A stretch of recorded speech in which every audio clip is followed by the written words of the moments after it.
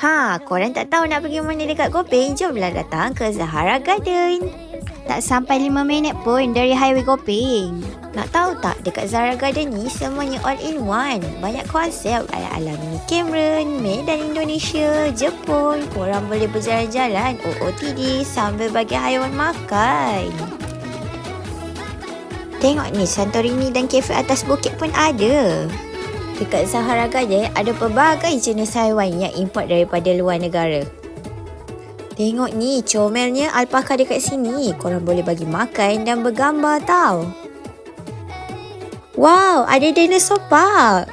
Korang kat fish feeding, kita ada retro bus, ada itik jambul dan pelbagai haiwan dan tempat OOTD yang lain. Kalau korang nak adventure sikit, korang boleh try Flying Fox. Best.